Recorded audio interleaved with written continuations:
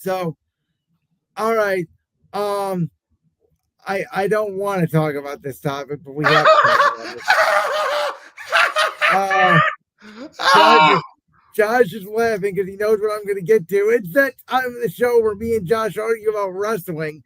So WrestleMania 43 is WrestleMania 43 is going to be not in North America. It's not going to be in the United States. It's not going to be in Canada.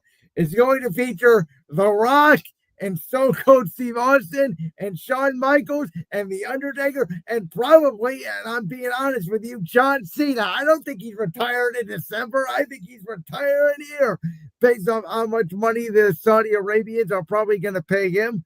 WrestleMania 43 is going to Saudi Arabia, and this is where I also will add and predict the Saudis are going to announce they will buy TKO and own not only WWE but the UFC by the time we get to WrestleMania 43. It would not surprise me. I was looking at the live comments during the live stream. It was not good. Let me say that.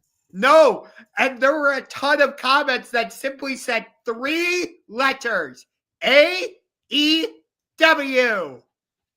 Well, there was also a comment that said 3 words. You sold out. Which they did. They did. Because the Royal Rumble is going to be in Saudi Arabia, and now WrestleMania is going to be in Saudi Arabia. And I guarantee you, especially on the women's side, there is not going to be a lot of surprises in the 2026 Royal Rumble, which I'll be honest, the roster's deep enough. They don't really need a ton of surprises, but it's always nice to have. I'll be honest with you. I think this is wrong. I don't like it.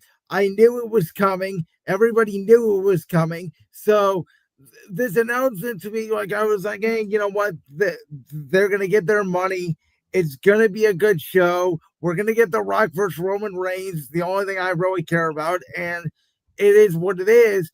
I think the bigger problem after everything that's been reported in the wrestling industry this past week is the fact that TKO not only took this deal for going to Saudi Arabia for WrestleMania, but they basically came out and said, yeah, you fans that spend your hard-earned money to go to these live events like Raw and SmackDown and NXT and PLEs, yeah, guess what?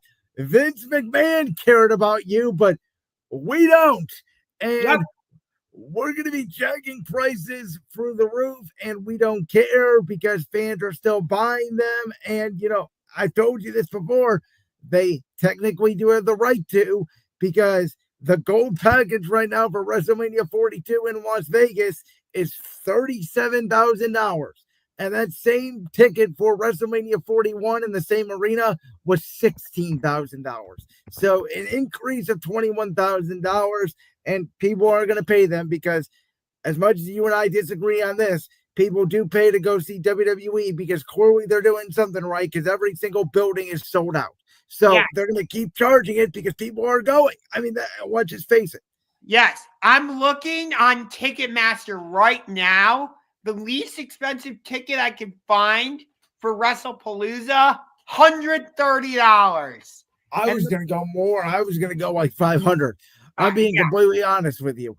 So, you know, TKO is doing their thing. They're going to make more profit. They're going to sell it to the Saudis. And that's my real worry. I honestly don't care about the Saudi Arabia government and the involvement. They can go over Saudi all they want. I will say I'm not angry at the fans over there. I think that as WWE has gone over there more, the fans have gotten more lively for the shows, especially than the first couple ones they did, which were disasters. But these Saudi shows have turned from glorified house shows to really big events, and the crowd is into it more than American crowds. I hate to say that, but it is true. Yeah. They're probably going to start doing like SummerSlam over there. They'll probably, I think they did Elimination Chamber over there. They did in 2022. I don't mind the earlier start PLEs. I am not gonna mind a WrestleMania or a Royal Rumble during the day. I don't mind the fact they're going over there personally. What I do mind the fact is Saudi doesn't want the current product. They want guys like The Undertaker to come out of retirement and wrestle. That's my problem. Yep. So have fun with that. Well, listen, there are going to be some dream matches I think we get out of this. Like, here's the thing. I am personally excited about WrestleMania 43 in Saudi because I think it could be the most stacked card in the history of WWE. The Rock and Roman Reigns, The Undertaker versus Gunther, Shawn Michaels versus AJ Styles or Seth Rollins, Stone Cold Steve Austin versus CM Punk. Those are just four names I have, and we haven't even got to Cody Rhodes, Randy Orton, anybody on the women's side. Hopefully Kevin Owens is healthy by then. Yeah, that's true. I forgot about Kevin Owens. So listen, here's the thing though, and this is what I'm trying to explain to everybody. The internet can backlash all they want. They can comment AEW. They can comment you sold out. Everybody can be outraged on Twitter all they want. It's not real life, because real life is reaction, ticket sales, fans, people talking about it in the community. The internet, for as how many people are on Twitter and YouTube, it's only 20% of the world. And that's why the Netflix deal was such a big deal. And I don't think WWE cares about to be honest with you, the microscopic real backlash that is on social media. Yeah, they honestly don't. They're going to continue doing what they're doing. I'm a little bit surprised that, again, we talked about this earlier. I'm surprised they're going with the ESPN route in terms of PLEs because of the fact that, like, I know what I'm trying to say, that Raw is on Netflix. We've seen, Dana White we've seen two major boxing events now, Canelo versus Crawford, and I forget Tyson versus Jake Paul. Tyson versus Jake Paul, yep. Both be on Netflix. By the way, I watched Canelo versus Crawford. Did you? I totally forgot about it. I'll be completely real. So I ended up staying up till 2 a.m. to watch it. I thought it was a fantastic card from top to bottom. But I'm surprised that WWE is not putting their PLEs on Netflix. I'm actually surprised UFC went with CBS and didn't go with the Netflix route as well. Because Dana White, along with the Saudis, they did this Canelo versus Crawford card on Netflix. So that's And here's the thing. This is why I'm not outraged over it, even though I don't like it. As sports fans, we have to get used to this. Golf is already over in Saudi. As a UFC fan, they have gone over to Riyadh. And the NFL, with this flag football thing that we talked about very early in the show with Tom Brady and Saquon Barkley and a few other athletes, are going to be going over there in March. Saudi Arabia is planning to take over the world, and they have the money to do it. Yeah. But you know what the big topic is. WrestlePalooza. This Saturday. Bring it. I will stay all out all day, every day over this card that you're giving me for WrestlePalooza. Well, WrestlePalooza has about the 5 biggest stars in the industry on it, and you can't argue with that. I mean, you're trying to tell me last week you were trying to tell me Swerve Strickland's a big star. Nobody on the street knows who Swerve Strickland is. Unfortunately, he's out for a while. So is Will Ospreay. So is Kenny Omega. But AEW is going to be just fine. Well, are they? Tony Khan did do the smart thing. You were shocked, by the way. You said, I don't think he's going to move this show to the middle of the afternoon. Guess what? He did. Yeah. And by the way, WWE has already said they're going to counter program the F. Now, I don't like it. I think it's petty. I've admitted this. I told you this. I think it's wrong. They're going to get to a point. I read a report the other day. They're already talking about 2026, how they're going to counter AEW, and they're going to try to make it impossible for AEW to move their showtime. I'm like, how the hell are they going to do that? I know. But man, I look at this All Out card and I'm like, I'm getting Hangman versus Kyle Fletcher for the AEW Championship. I'm getting Okada versus Takeshita versus either the Beast Mortos or some other luchador. I don't remember, in a triple threat. That's going to be fantastic. Mostly because of the Okada Takeshita factor. They've been teasing that Takeshita is going to go babyface for a while, and we're going to get that feud eventually between Okada and Takeshita. We're getting a ladders match for the tag team championship chips. We don't know the teams yet other than Brodito. We're getting qualifying matches on Dynamite to determine those. We're getting a tables and tax match. No, what was it? I forget. Tax and something match between Mark Briscoe and MJF. I forget what the title is. A coffin match between Darby Allin and Jon Moxley. Now with the added element that Daniel Garcia has joined the Death Riders. A fatal four-way. Tony Storm versus Chris Statlander versus Tekla versus Jamie Hayter for the AEW Women's World Championship, which Tony Storm is the one who made that match.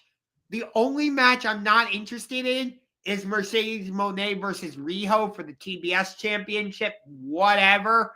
Oh, but she has 9 belts. She's the biggest star in the industry. Eddie Kingston's making his return. He's taking on Big Bill. We're getting a trios match. Gates of Agony and Ricochet versus the Hurt Syndicate. What is it? Shelton Benjamin, Bobby Lashley, and MVP. And, of course, the big tag team match, FTR versus Christian Cage and Adam Copeland. I cannot wait for this show. It is going to be absolutely amazing. The word of the day for this show is going to be violence. And I'm here for it. So there's no point in us arguing who's going to have the better show, because we're just going to argue in a vicious circle. Because you like AEW style, I like WWE style. Like, I don't even want to get into it because it's just the truth, right? Some people like AEW, some people like WWE. I think the logistics are what is the more important thing to talk about this show. And what I mean by that is, we know how petty WWE has been about AEW. They're going to want to create headlines with their show that gets the whole wrestling world talking. They're going to want to have the last laugh. So does somebody big return? Does somebody turn heel? Is there an angle that goes down? Like something like a Brock Lesnar return, or like that we had at SummerSlam. Something is going to happen because WWE wants the headlines. The other thing is, now on the AEW side is this. So this show starts at 3 p.m. Eastern. WrestlePalooza starts at 7 p.m. Eastern. How long? Because AEW pay-per-views at bare minimum go 4 hours. I believe it's always great. I believe, because you get actual matches. You don't get, oh, here's a match and then video package. Well, you also get 12 matches versus 5. It's quality over quantity. Yes, except the 12 matches are usually fantastic. Well, again, that comes down to the style of wrestling. My question is, how long is this All Out going to go? Is it going to be a 6-hour show? Is it going to end at 9 p.m. Eastern? Is it going to bleed into WrestlePalooza? This is also the first show AEW is doing as a part of HBO Max. But the difference with that is, even if you have HBO Max, you still have to pay an additional $30 for the pay-per-view. If Tony Khan was smart, he would have said, if you sign up for HBO Max, you get this pay-per-view for free. Yeah, I agree with you. and hopefully Tony Khan will do that at some point. I love that they're not doing All Out in Chicago this year because that's where it's been basically since its inception. Now that would have been something. You know what I would have loved to see? AEW runs a Chicago PLE in the United Center. WWE runs a PLE in Chicago, same night, same time, in All-State Arena. That's what we need. The hottest hotbed wrestling city in the U.S. is Chicago. We know that. Let them fight it out. That's what the wrestling world wants to see. Well, AEW did All Out 2023 in the United Center, but that was the time where, well, CM Punk got fired. your favorite wrestler, who is, by the way, with his wife this weekend, who, by the way, CM Punk is now known as AJ Lee's husband. WrestlePalooza, I'm like shitting on it, but it actually looks like a good card. I'm not gonna lie. You just said it was a shit card. Okay, that was me like bantering a little bit. That was like, I'm way more of an AEW fan. But to be real for a second, like the card for WrestlePalooza, I wouldn't give it an A. I'd give it like a B plus or like a B minus. Is there a match where I'm like, oh my God, I have to see that? For me, the match that kind of fits that, even though the title isn't going to change hands, I would say is Cody Rhodes versus Drew McIntyre, because I think there could be a post-match angle here with a certain GOAT who goes by the three most destructive letters in all of sports entertainment, RKO. Does he come out after the match and like absolutely snap and just... There's potential to it. I don't think they're going to do it here. Like, I think the bigger storyline out of this that's going to be the talking point is, I think Brock Lesnar is going to absolutely murder John Cena. I think there's going to be blood. I think Cena is going to walk away on a stretcher, because I think because of the fact that Cena does not appear again until Crown Jewel, that's how you set up the rematch with Cena returning against Lesnar at Crown Jewel. But absolutely something could happen. Randy Orton could turn heel. I think there's a scenario Jey Uso turns heel on Jimmy. There's going to be something that comes out of this PLE, because, as I already said, they want the talking points over AEW. Yes. And like I said, when I was saying the card looks shitty and all that, that was just me like bantering and all that. Like, honestly, WrestlePalooza looks like a decent card, although that's such a weird name. Like, it doesn't...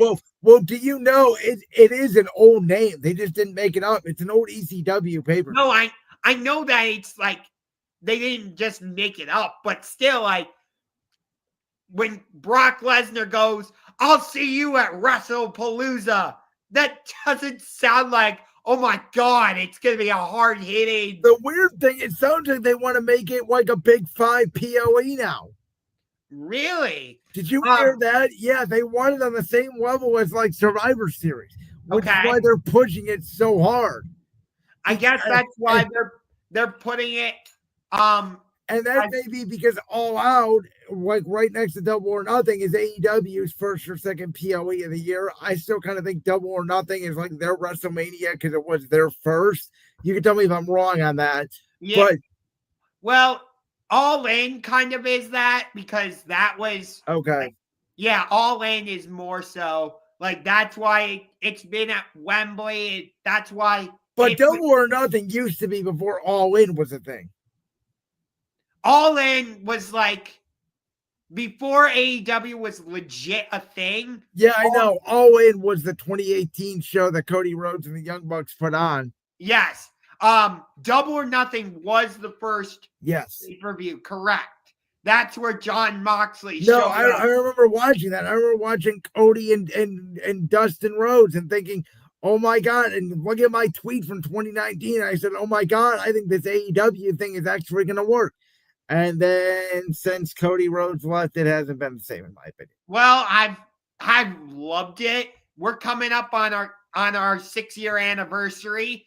Our listen to you. We're going up on our 6-year anniversary.